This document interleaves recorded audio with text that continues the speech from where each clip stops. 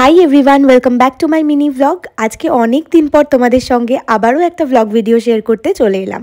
সকাল সকাল আজকে কিন্তু আমি স্নান টান করে শাড়ি পরে রেডি হয়ে নিয়েছি। ভেবেছিলাম তোমাদের সঙ্গে এই লুকটার একটা get ready with me video share করবো, বাট সেটাও পসিবল হলো না।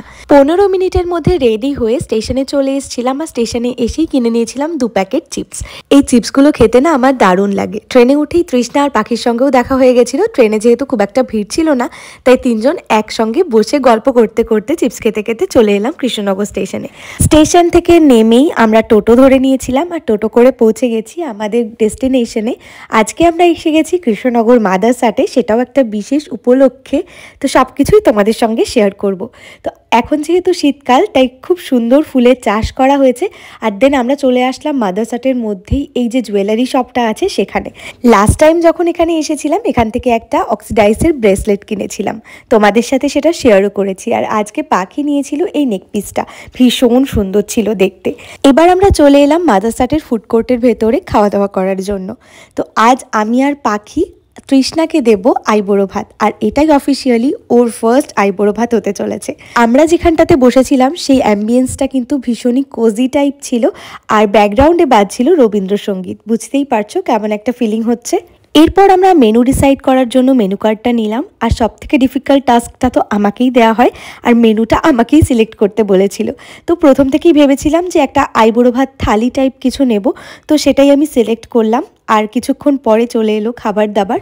লাঞ্চ মেনুতে কিন্তু স্টার্টার থেকে শুরু করে মেন কোর্স পর্যন্ত প্রচুর কিছু অপশান ছিল। স্টার্টারে ছিল চিকেন ড্রামস্টিক, তার সঙ্গে মেন কোর্সে ছিল বাসন্তী পোলাও, ভাত, মিক্সড ফ্রাইড রাইস, চিকেন কষা, মাছের পাতুরি, ভেজ ডাল, ঝুড়ো আলু ভাজা, স্যালাড, লেবু, 2 রকমের সবজি, ছানার কোপ্তা কারি, চাটনি, পাঁপড়, আমদই, রসগোল্লা। এত কিছু মেনু দেখে আমাদের ব্রাইড টু বি তৃষ্ণা কিন্তু ভীষণ কনফিউজ হয়ে গেছে যে কোথা থেকে শুরু করবে এবং কোথায় শেষ করবে। বাট ওকে এত খুশি দেখে আমাদের যে কি ভালো লাগছিল তোমাদেরকে কি বলবো। যাই হোক, আজকে ওর প্রথম আইবুড়ো ভাত বলে কথা, একটু তো স্পেশাল কিছু করতেই হবে। লাঞ্চের মেনুতে প্রথমেই ছিল চিকেন ড্রামস্টিক, আর এটার সাথে যে মেয়োনিজ ডিপটা সার্ভ করে অসাধারণ লাগে খেতে। মাদারসাটে আসলে আমি এই আইটেমটা কিন্তু ট্রাই করবই করব। তোমরা যারা মাদারসাটে এসে প্রচুর রকম স্টার্টার মেনু দেখে কনফিউজ হয়ে যাবে, তাদেরকে আমি বলবো একবার হলেও চিকেন ড্রামস্টিকটা ট্রাই করো, ভীষণ ভালো লাগবে। তারপর আমরা অর্ডার করেছিলাম পাইনাপল মোজিতো, আর এরপর আমরা খাওয়া দাওয়া শুরু করলাম। মাছের পাতুরিটা ছিল দারুণ, এর মধ্যে লেমন জেস্ট দেওয়া ছিল, আর গন্ধরাজ পাতুরি ছিল এটার নাম, অপূর্ব লাগছিল খেতে। এরপর আমরাও খাওয়া দাওয়া স্টার্ট করলাম। আমরা নিয়েছিলাম মিক্সড ফ্রাইড রাইস, তার সঙ্গে চিকেন কষা। তৃষ্ণার থালিতে তো অনেক কিছু অপশান ছিল, তো ও এত কিছু খেতে পারবে না বলে আমাদের সঙ্গে শেয়ার করেছিল। পাখি আর তৃষ্ণা দুজনেই কিন্তু আমার ইউনিভার্সিটির ফ্রেন্ড, বাট এত ভালো বন্ডিং ওদের সাথে হয়ে গেছে আমার, যাদের সাথে মন খুলে গল্প করা যায়, আড্ডা দেওয়া যায়, নিজেদের সুখ দুঃখ ভাগ করে নেওয়া যায়। ইউনিভার্সিটি ফ্রেন্ডদের মধ্যে আরও 2 জন আছে যাদের সাথে আজকে তোমাদের সাথে দেখা করাতে পারলাম না, কিছু কারণবশত ওরা আসতে পারেনি আজকে, বাট ওদেরকে প্রচণ্ড বেশি মিস করেছি। তো তারপর ফাইনালি খাওয়া দাওয়া হয়ে যাওয়ার পর তৃষ্ণার বিয়ের কার্ডটা আমার হাতে দিল। তৃষ্ণার বিয়ের কার্ডটা ভীষণ ইউনিক টাইপের আর ভীষণ সুন্দর ছিল। সেই গ্রিটিংস কার্ডের যেমন একটা ফিলিং হতো না, ঠিক সেরকম। লাঞ্চ তো আমাদের ডান, আমাদের পেট একটু বেশি ভরে গেছিলো, বাট তাও ডেজার্ট না হলে তো একদমই মন ভরে না।